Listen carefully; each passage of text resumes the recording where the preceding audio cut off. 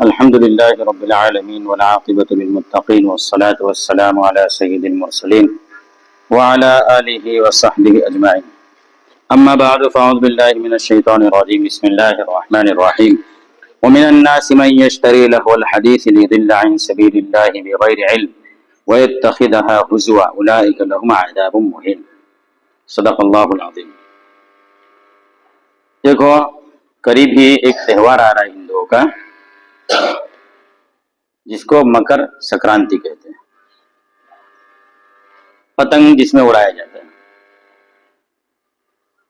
اور دوسرا اس کے ساتھ ہی ملا ہوا ایک اور تہوار آتا ہے بسنت، اور بعض لوگ اس کو وسنت بھی کہتے ہیں. یہ دو تہوار آ رہے ہیں. اب یہ جو پتنگ ہے اس کا تعلق کھیل کود سے ہے. تو پہلے تو ہم سمجھے کہ کھیل کود کی شریعت میں کہاں تک اجازت ہے، پھر اس کے بعد ہم اس تہوار کے متعلق جانتے ہیں. تو دیکھو بعض لوگ یوں کہتے ہیں کہ بھائی شریعت نے کھیل کود کی اجازت نہیں دی. غلط بات ہے. شریعت نے کھیل کود کی اجازت دی ہے. نبی کریم صلی اللہ علیہ وسلم نے بلکہ بعض کھیلوں کی تو تعریف بھی کی ہے. بہت سارے کھیل ایسے جس کے متعلق آپ صلی اللہ علیہ وسلم نے تعریف کی ہے. نبی کریم صلی اللہ علیہ وسلم کا ارشاد ہے کل شیء لیس من ذکر اللہ فهو لہو او سہو غیر اربع خصال، کہ ہر وہ کام جو اللہ تعالیٰ کے ذکر سے میں داخل نہیں، نہ ہر وہ کھیل کود جو اللہ تبارک و تعالیٰ کے ذکر میں داخل نہیں ہے وہ کھیل تماشا ہے یا بھول ہے، سوائے چار چیزوں کے. یعنی جتنی بھی دنیا کے اندر کھیل کود ہوتے ہیں وہ سارے بیکار ہیں سوائے چار چیزوں کے. پہلی چیز کیا ہے؟ تأدیب الرجل فرسہ، اپنے گھوڑے کو سیدھا کرنا. یعنی انسان اپنے گھوڑے کو تیار کرے اور اس پر بیٹھ کر گھڑ سواری کرے، گھوڑا چلانا سیکھے. یہ کھیل اللہ کے رسول صلی اللہ علیہ وسلم نے اس کی تعریف کی. کیونکہ انسان گھوڑ سواری کرتا ہے، گھوڑے سے کھیلتا ہے، تو یہ چیز اس کے لیے فائدے کی ہے، آگے چل کے اس کے کام آنے والی چیز ہے. تو اللہ کے رسول صلی اللہ علیہ وسلم نے اس کھیل کی تعریف کی. وملاعبتہ اہلہ، اور اپنے گھر والے کے ساتھ کھیلنا، یعنی بیوی کے ساتھ ہنسی مذاق کرنا، اس کے ساتھ کھیل کود کرنا، جو بھی میاں بیوی آپس میں کھیلتے ہیں. اللہ کے رسول صلی اللہ علیہ وسلم نے اس کو بھی سراہا ہے کہ یہ بہت اچھی چیز ہے. کیونکہ بیوی ہوتی ہے دل لگی کرنے کے لیے، مستی مذاق کرنے کے لیے. یہ نہیں کہ گھر میں جا تو منہ چڑھا کے بات کرنے کے لیے اور آرڈر کرنے کے لیے. نہیں، اللہ تبارک و تعالیٰ نے عورت جو بنائی ہے وہ شوہر کے دل جوئی کے لیے، مرد کی دل جوئی کے لیے. یہ نہیں کہ اس پہ حکم کرنے کے لیے اور اس کو پریشان کرنے کے لیے.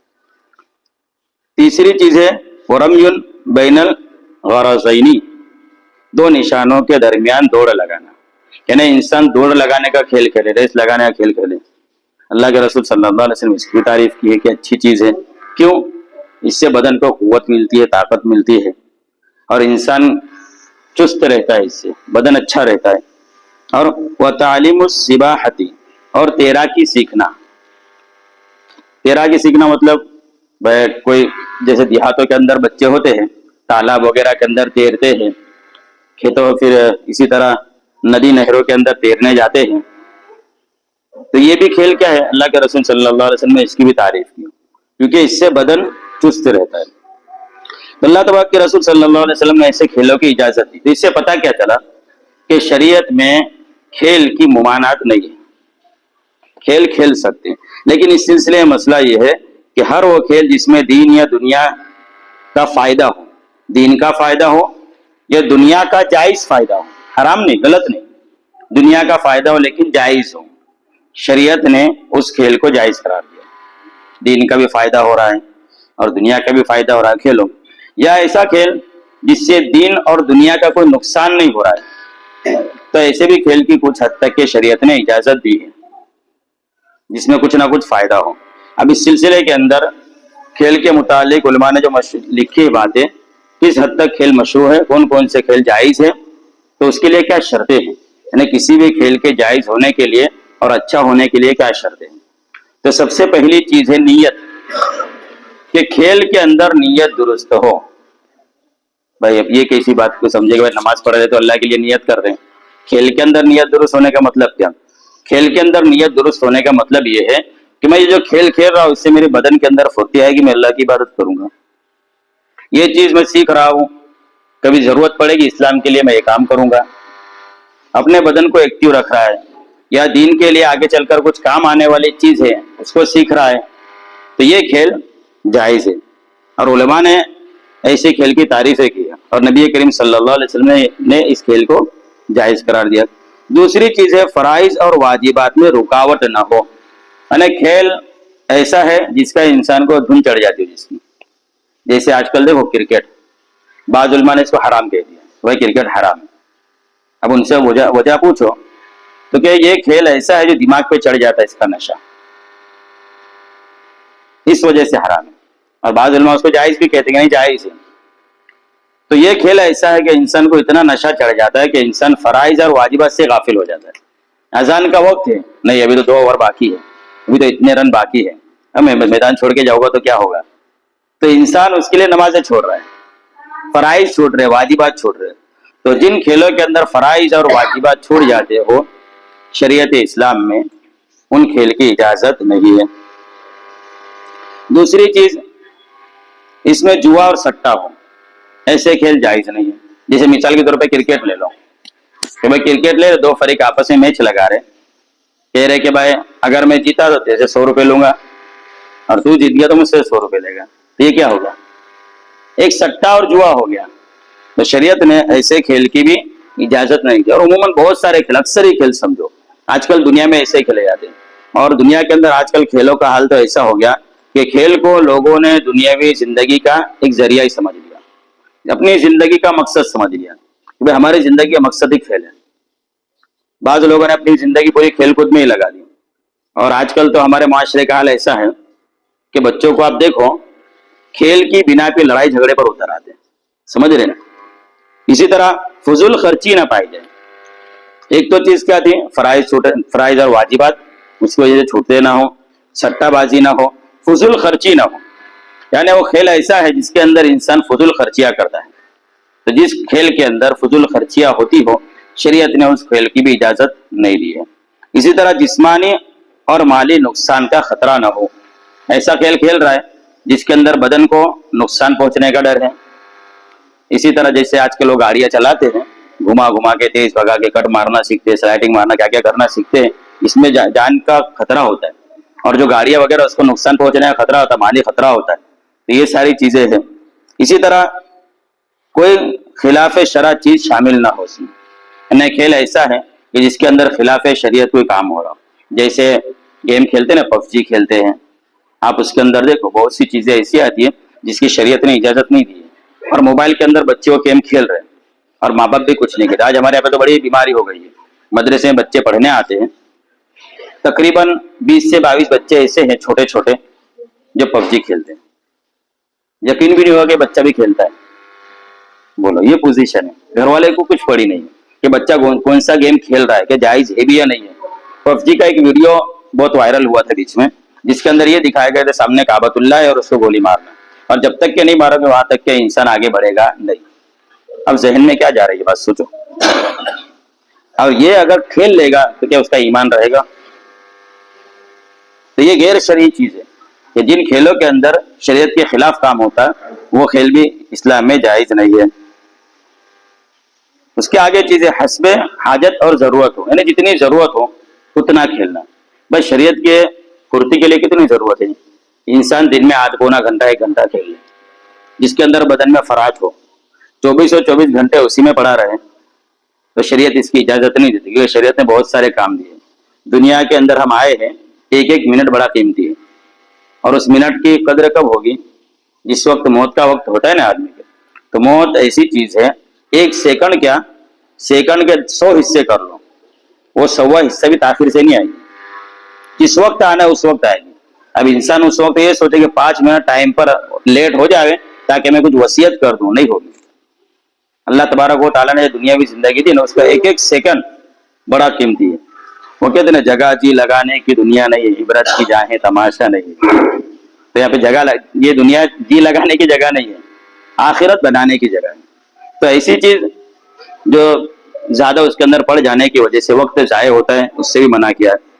تیسری چیز سطر کے تقاضے کو پورا نہ کیا جاتا اس میں ایسے کھیل بھی جائز نہیں. آج کل آپ دیکھو کہ کھیلوں کے اندر سطر کھلتا ہے, بڑے چھوٹے چھوٹے چڈے پہنتے ہیں, لڑکیاں ہوتی ہے تو چھوٹے چھوٹے کپڑے پہن کر کھیلتی ہے. اگر یہ نہ پہنے تو ان کو کھیلنے نہ دیا جائے. تو شریعت نے اس کھیل کی بھی اجازت نہیں دی. کیوں؟ اس کھیل کی وجہ سے وہ ایک حرام کام میں ملوث ہو رہا ہے انسان. وہ حرام کام کیا ہے؟ سطر کا کھلنا. اور انسان مرد کا سطر کیا ہے؟ ناف سے لے کر گھٹنے کے نیچے تک کے, اور عورت کا سطر پورا بدن ہے. اگر اس طرح کا کھیل کھیل رہے, شریعت میں اس کی اجازت نہیں ہے. اب ہم آتے ہیں پتنگ بازی پہ. دیکھو پتنگ کھیلنا حرام ہے, اس کی سب سے پہلی وجہ تو سب کے سامنے واضح ہے. یہ شرعی کھیل نہیں ہے, یہ کھیل غیروں کا ہے. اور من تشبہ بقوم فہو منہم, جو جس قوم کی مشابہت اختیار کرے گا وہ انہی میں سے ہوگا. اور گویا ہم غیروں کے طریقے پر پتنگ چگا رہے ہیں تو ان کے مذہب کی تائید کر رہے ہیں, ان کے مذہب کی رونق کو ہم بڑھا رہے ہیں. اور جو جس قوم کی رونق کو بڑھائے گا کل قیامت کے دن اس کا حشر اسی کے ساتھ ہوگا. جو جس قوم کے مذہب کے اندر تہوار کے اندر شریک ہوگا, اللہ کے رسول صلی اللہ علیہ وسلم کل کہے کہ تجھے میرا دین نہیں پسند ہے, ان کا دین ہے, چلا جائے یہاں سے. کل حوض کوثر پہ جائے گی, اگر اللہ کے رسول کہے کہ تجھے تو میرا طریقہ پسند نہیں تھا, جا جن کا طریقہ پسند تھا ان کے پاس چلا جا, ہم کیا جواب دیں گے؟ ایک بات. دوسری بات کہ پتنگ چکانا ایک طریقے کی پوجا بھی ہے. سمجھ رہے وہ کیسے؟ آپ 14 جنوری کو دیکھنا, دن اور رات برابر ہو جاتے ہیں. دن اور رات برابر ہو جاتے ہیں. ابھی دیکھنا دن کب نکل رہا ہے, 7 تقریباً 16-17 پہ ہو رہا ہے. آپ اس دن دیکھنا صبح میں سورج نکلنا اور شام کا سورج ڈوبنے کا وقت دیکھو سیم رہے گا 14 تاریخ کو. اور یہ اس 14 تاریخ کو پتنگ چگاتے ہیں. تو بعض علماء نے لکھا ہے کہ پتنگ چگانا گویا سورج کی پوجا کرتے ہیں, ان کا یہ عقیدہ ہے. اب ہم کیوں چگا رہے ہیں, ہم کس کی پوجا کر رہے ہیں؟ بھلے ہمارے دل کے اندر یہ نہیں ہے, لیکن ان کے عمل کی تائید تو ہو رہی ہے نا. اتنا خطرناک ہے. تو خاص کر کے اس سے بچنے کی کوشش کرے, اپنے گھر والوں کو بھی بچانے کی کوشش کرے. اب اس کے سلسلے میں بہت سی باتیں ہیں, لیکن دوسری ایک چیز خاص کر کے میں بتاتا ہوں. ایک تہوار دوسرا منایا جاتا ہے بسنت کر کے, جس کو وسنت بھی کہتے ہیں. اس کی حقیقت کیا ہے؟ تو دیکھو ایک مختصر سی بات, وقت ہو رہا ہے, صرف اتنا سمجھو کہ پاکستان اور ہندوستان جس وقت ایک ساتھ تھا, اس زمانے کے اندر ایک پنجابی لڑکا, اس کا نام میرے ذہن میں نہیں ہے,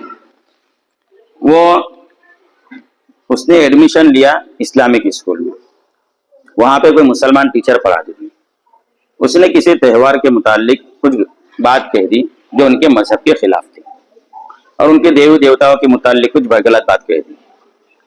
تو اس نے کیا کیا کہ اس نے بہت بڑا احتجاج کیا اور نبی کریم صلی اللہ علیہ وسلم کی شان میں گستاخی کی. حضرت فاطمہ الزہرا رضی اللہ تعالی عنہا کی شان میں گستاخی کی. اور ایسا نہیں کہ اس ٹیچر نے تو کلاس کے اندر کیا, اس نے سرعام کیا پورے علاقے کے اندر. اس زمانے میں مسلمان حکومت تھی, ان لوگوں نے اس کو گرفتار کیا اور مسلمانوں نے احتجاج کیا کہ اس کو سزائے موت دینی چاہیے. تو اس کے لیے فیصلہ کیا گیا کہ وہ سزائے موت ہو اس کو. تو جب اس کا فیصلہ ہوا تو بہت سے سکھ اس زمانے کے اندر گئے, اور وہ اس وقت کا جو حاکم تھا غالباً زکریہ نام تھا ان کا, ان سے کہا تو انہوں نے ایک بھی نہیں سنی, نہیں ہمارے نبی کی شان میں گستاخی کی, اس کو سزا ملنی چاہیے. اور اس نے کھلے عام کیا ہے گستاخی. اگر اندرونی طور پہ کیا ہوتا تو کچھ یہ بھی ہوتا, لیکن سب کے سامنے کی ایسے سزا تو ملے گی. تو اس کو سزا دی گئی. اب اس کے نتیجے میں ہندوستان کے اندر اس وقت ایک بہت بڑا دنگا ہوا, اور اس علاقے اس وقت جو دنگا ہوا کئی مسلمانوں کی جانیں گئی. جس علاقے کے اندر مسلمان کم تھے اس علاقے کے اندر لوگوں نے کئی مسلمانوں کو مار ڈالا. اور پھر اس کے بعد ان لوگوں نے یہ خوشی کے طور پر یہ تہوار منانا شروع کیا بسنت کر کے. اور اس کے اندر خاص کام یہی ہوتا ہے, پتنگ چگائی جاتی. اب سوچو کسی مسلمان کو اگر پتا چلے کہ بھائی نبی کے شان میں گستاخی کرنے والے کی سزا دی گئی, اور اس کے اوپر ان لوگوں نے مسلمانوں کو مارا ہے, پھر خوشی منا رہے, اس کی خوشی کے اندر یہ تہوار منا رہے, کیا ایک مسلمان کی غیرت گوارا کر سکتی کہ اس تہوار کو منائے؟ ایک بے غیرت انسان ہی منائے گا. اس لیے ہم بھی دور رہے, اپنے بچوں کو بھی اس سے دور رکھیں. اللہ تبارک و تعالی ہمیں صحیح سمجھ دے.